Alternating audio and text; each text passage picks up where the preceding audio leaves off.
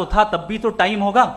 ये टाइम कायनात का हिस्सा है।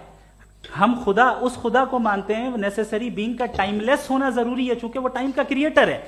जब उसने टाइम को क्रिएट किया तो वो खुद टाइम पे कैसे होगा? उसने जब स्पेस को क्रिएट किया तो खुद स्पेस में कैसे होगा? अगर वो टाइम एंड स्पेस को पहले से ही उसका पाबंद है तो फिर किस चीज को उसने क्रिएट किया? लिहाजा ये सवाल गलत है कि खुदा था तो टाइम होगा। बिल्कुल नहीं, टाइम के पाबंद हम है, खुदा नहीं है। हम फिजिकल वर्ल्ड से ताल्लुक रखते हैं, वो मेटाफिजिकल रियलिटी है। दूसरी चीज इन्होंने मिसाल दी कि चाय की केतली हवा में घूम रही होगी, और पता नहीं शायद वो बर्टन रसल का उन्होंने हवाला दिया। बहरहाल यही प्रॉब्लम है। प्रॉब्लम यही है कि हम चीजों के दरमियान डिफरेंशिएट नहीं कर पाते। ये जो आपने मिसाल दी ये इमेजिनेशन है, और मैं जो साबित कर रहा हूं वो लॉजिकल नेसेसिटी है। आप इमेजिन करने आए तो कुछ भी करें, जुपिटर में पिंक एलिफेंट होगा, यूनिकॉर्न होगा, करें, उससे कायनात पे क्या फर्क पड़ता है? उससे आप लॉजिकल नेसेसिटी साबित नहीं कर सकते।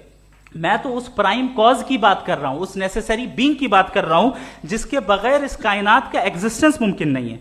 दूसरी चीज, मजहब को साइंस चैलेंज करती है वगैरह वगैरह, ये हमारा टॉपिक ही नहीं है। मैं इस पे बात करूंगा तो फिर मेरा वक्त चला जाएगा। मजहब के ऊपर चूंकि हमारी डिस्कशन नहीं है, साइंस को मजहब और बिलखुसूस मैं और हमारा वर्ल्ड व्यू कम अज कम साइंस को पीछे नहीं करता है, साइंटिज्म की मजम्मत करता है। इसकी वजाहत मैंने पहले कर दी।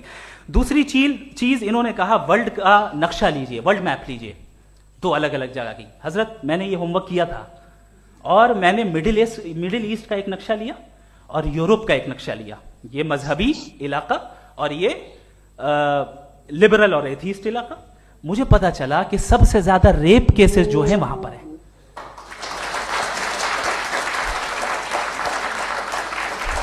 मुझे ये पता चला यूएन की रिपोर्ट के मुताबिक, मैं ये अपने घर से नहीं लेके आ रहा, कि जो वर्किंग वुमेन है यूरोपियन कंट्रीज में, उसमें 81% वुमेन सेक्सुअल हैरेसमेंट का वर्क में शुमार हो रही है। ये मिडिल ईस्ट में नहीं हो रहा है, वो मजहबी लोग हैं इसलिए नहीं हो रहा है।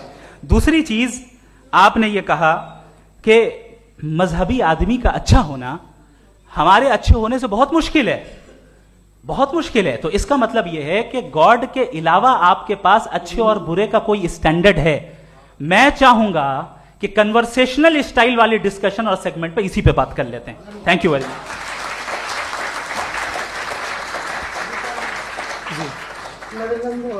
ये रिबटल का राउंड 2 है, आपके पास 5 मिनट का वक्त है, और इसके बाद क्रॉस एग्जामिनेशन शुरू करेंगे। आप चाहें तो जो इन्होंने सवाल पूछे उनके जवाब आप रिबटल में भी दे सकते हैं। जी जी।